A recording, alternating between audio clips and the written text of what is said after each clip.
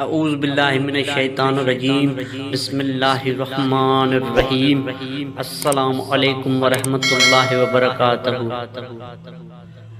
دوستو، حضرت علی علیہ السلام کے پاس ایک یہودی آیا اور کہا، میں نے سنا ہے کہ آپ مسلمان جب عبادت کرتے ہو تو برے برے خیالات آتے ہیں، جبکہ ہم عبادت کرتے ہیں تو ہمیں نہیں آتے۔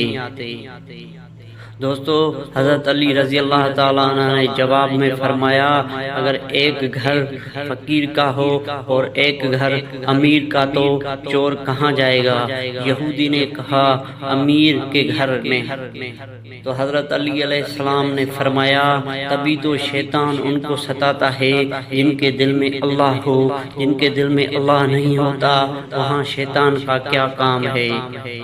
دوستو، ویڈیو اچھی لگے تو شیئر ضرور کر دیجیے گا۔ اللہ حافظ۔